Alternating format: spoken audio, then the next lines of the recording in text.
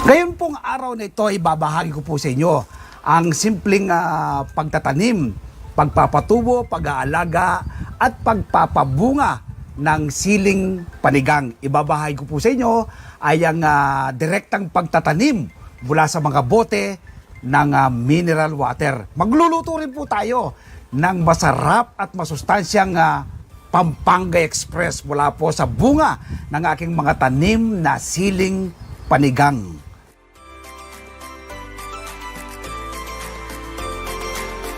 Ito po yung ilan sa aking mga tanim na siling panigang. Nasa mga pawang sa bote lang po nakatanim, sa mga empty bottle na nakatanim. Napakadali pong patubuhin at talagaan ng siling panigang. Ayan po yung kanilang mga bunga. Sa mga bote po na nakatanim dito po sa harap ng aming bahay, simentadong kalsada, tinaniman ko. Dito po sa mga bote ko siya itinanim. Ngayon po ay ayan po yung kanilang mga bunga. Makikita po ninyo, ready to harvest na ang ilan po sa mga bunga at marami pa pong flower.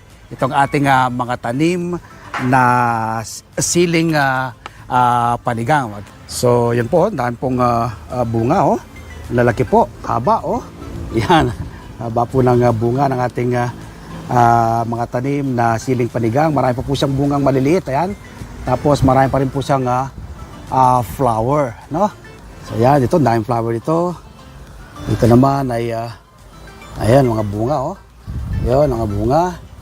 So, sementadong kalsada, pero nagtanim po tayo ng sili sa mga bote ng mineral water. All year round po, meron akong nakukuwang bunga dahil hindi po sunod-sunod ng aking ginagawang pagtatanim. Pero bago po tayo magtanim at magluto ng bunga ng aking mga tanim na siling panigang, i-share ko po muna sa inyo ang ilan sa napakaraming taglay na health benefits sa ating katawan ng siling panigang.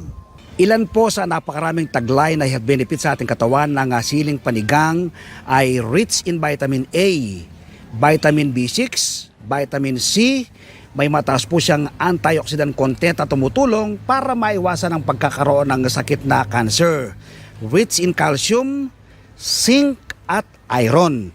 Good for the skin, good for the eyes, good for the heart, good for the lungs, good for the digestion at good for the bones. Ilan lang po yan sa napakaraming taglay na health benefits sa ating katawan ng siling panigang. Ang ibabahagi ko po sa inyo ngayon ay direct planting. So ito po yung ating seeds. Dito naman po tayo magtatanim. Ito pong boting ito at ang lupang ito pinagtaniman ko na. Kaya i-condition po natin ulit. Ititiling dasol po ninyo ganito. Dapat po buhagagin po ninyo. At maglagay na po kayo ng paunang pataba. Ito pong ating vermicast. Maglagay na po kayo ng vermicast bilang paunang pataba po ng ating halaman. Inimix nyo po din sa lupa. Tapos maglagay din po kayo ng coco peat.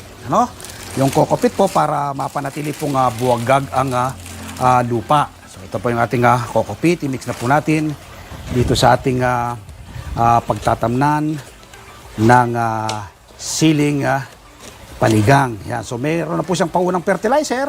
At yung coco peat naman po magpapanatili para magiging buwagag po yung ating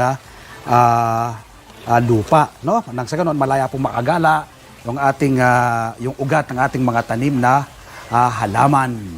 Ngayon ay kukuha na tayo ng seeds. Sa isang bote pong ganito, isang seeds lang po ang ilalagay. Kita nyo po itong seeds na to, pinaggamitan ko na pero nakasealed pa siya. Nilagyan ko po uli ng takip, packing tape. Nang sa ganon ay hindi po masira yung ating mga seeds. Tuloy-tuloy pa rin po. Ayan po yung seeds natin. Kita po niyo yung seeds. So, yan. 3 po yung ating nakuha. Kumuha lang po kayo ng isa. Kagaya itong isang ito, ang ating kukunin. Ito pong isang ito. Yan.